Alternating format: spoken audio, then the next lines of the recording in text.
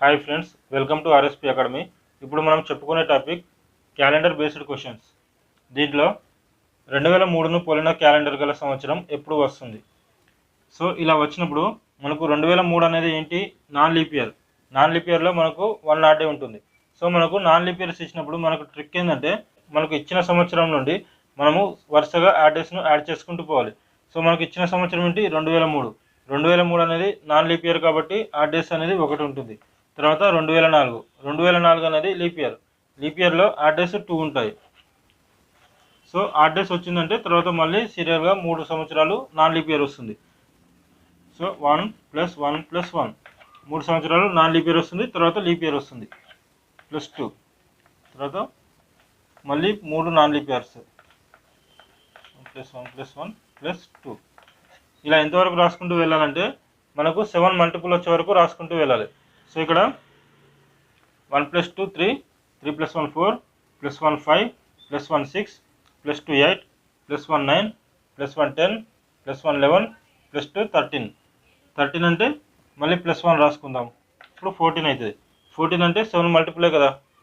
So ఇంతవరకు మనం తీసుకోవాలి.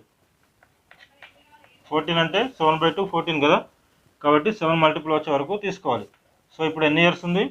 1 2 3 4 5 6 7 8 9 10 11 ఇయర్స్ వచ్చింది. సో ఇప్పుడు 2003కి 11 ఇయర్స్ యాడ్ చేయాలి. యాడ్ చేస్తే ఏమవుతుంది? 2014 వస్తుంది. సో 2014 అనేది 2003ని పోలి ఉండే క్యాలెండర్ సంవత్సరము కలిగి ఉంటుంది. సో 2014 అనేది 2003ని పోలిన క్యాలెండర్ గల సంవత్సరం వస్తుంది. దేర్ఫోర్ 2003ను పోలిన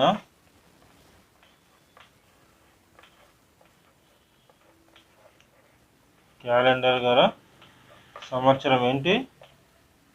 2014.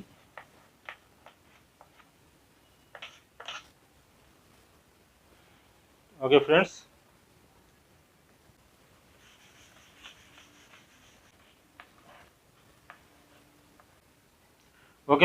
ఇప్పుడు ఇది చూద్దాం. 2024ను పోలిన క్యాలెండర్ గల సంవత్సరం ఎప్పుడు వస్తుంది? సో 2024 అనేది మనకు లీప్ ఇయర్. మనకి ఇప్పుడు లీప్ ఇయర్ ఇచ్చాడు కాబట్టి లీప్ ఇయర్కు మనకు ట్రిక్ ఏంటంటే, మనకు ఏదైనా లీప్ ఇయర్ ఇచ్చినప్పుడు దానికి పోలిన సంవత్సరం రావాలంటే ఆ లీప్ ఇయర్కు మనం 28ను యాడ్ చేయాలి. సో 2024 + 28 ఏమొస్తుంది? 2052. సో 2052 అనేది మనకు 2024 సంవత్సరంను పోలిన క్యాలెండర్ను కలిగి ఉంటుంది. ఓకే ఫ్రెండ్స్,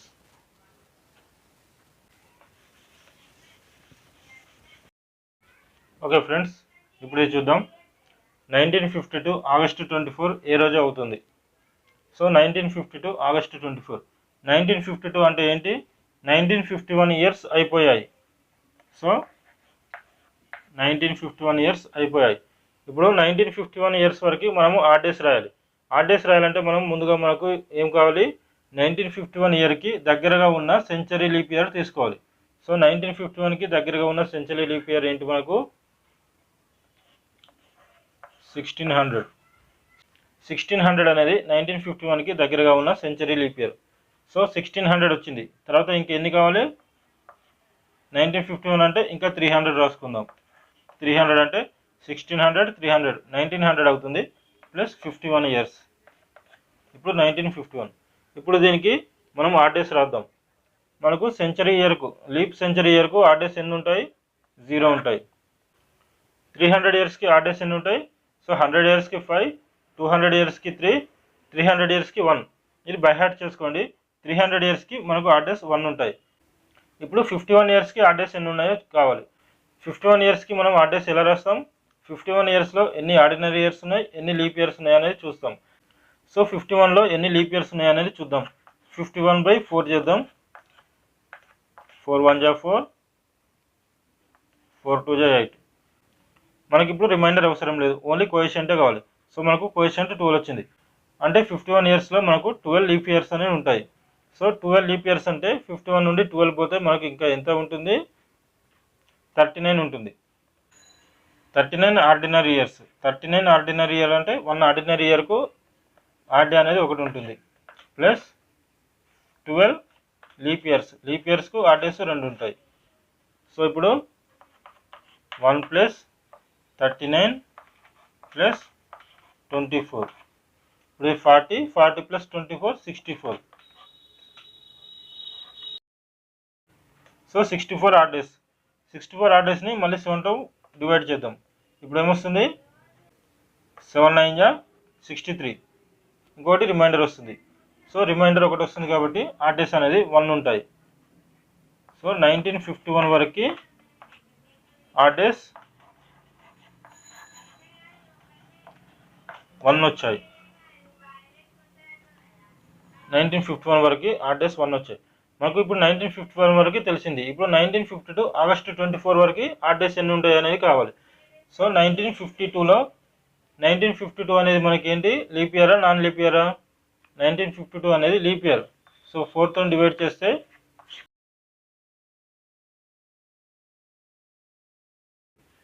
సో 1952 అనేది లీప్ ఇయర్. లీప్ ఇయర్లో మనకు ఫిబ్రవరిలో 2 ఆర్డీస్ వస్తాయి. సో 1952లో మనకు ఆగస్టు 24 వరకు ఆర్డీస్ కావాలి. సో జనవరి, ఫిబ్రవరి, మార్చ్, ఏప్రిల్, మే,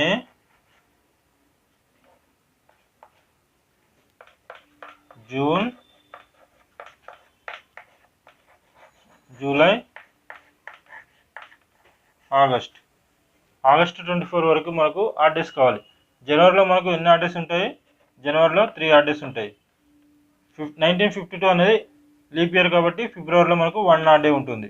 తర్వాత మార్చిలో 3 ఆర్డీస్ ఉంటాయి, ఏప్రిల్లో 2 ఆర్డీస్ ఉంటాయి, మేలో 3 ఆర్డీస్ ఉంటాయి, తర్వాత జూన్లో 2 ఆర్డీస్ ఉంటాయి, జూలైలో 3 ఆర్డీస్ ఉంటాయి,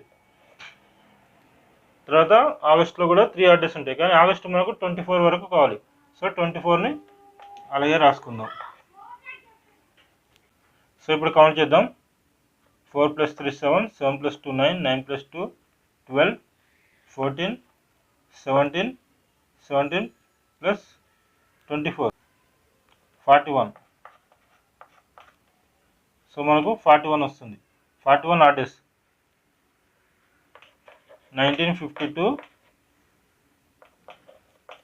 ఆగస్ట్ 24 వరకు మనకు ఆర్డీస్ అనేది ఎన్ని, 41 డేస్ వచ్చింది. ఇక్కడ 1951 ఆర్డీస్ ఎన్ని వచ్చాయి? 1951 వరకు ఆర్డీస్ 1 వచ్చింది. ఇక్కడ 41. సో 1 + 41 42 అవుతుంది. సో ఇప్పుడు దీన్ని 7తో డివైడ్ చేయాలి. 7తో డివైడ్ చేస్తే 7 6 42. ఆర్డీస్ అనేది 0 వస్తాయి. సో మనకు ఆర్డీస్ అనేది 0 వస్తాయంటే మనకు 0 అంటే ఏంటి? 0 అంటే సండే. సో 1952 ఆగస్టు 24 మనకి ఏమవుతుంది? సండే అవుతుంది.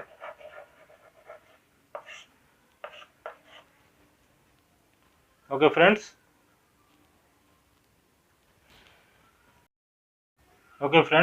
ఇది చూద్దాం. ఈరోజు మంగళవారం అయితే 62 రోజుల తర్వాత వచ్చే వారం ఏది? సో ఈరోజు మంగళవారం, 62 రోజుల తర్వాత 62 రోజులకు ఎన్ని ఆర్డీస్ అవుతాయి? 62/7. 7 8 56, ఇంకా 6 ఎక్స్ట్రా డేస్ అనేది 6 అనేది రిమైండర్ ఉంటుంది. సో మనకు ఆర్డీస్ ఎన్ని ఉంటాయి? 6 ఉంటాయి. 6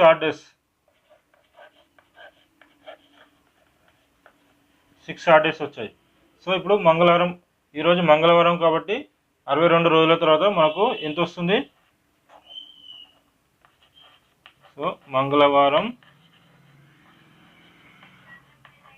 ప్లస్ 6 ఆర్డీస్. మంగళవారం ప్లస్ 6 అంటే ఏమొస్తుంది?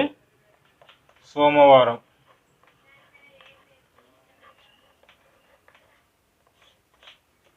ఈరోజు మంగళవారం అయితే 62 రోజుల తర్వాత వచ్చే వారం సోమవారం. Okay friends.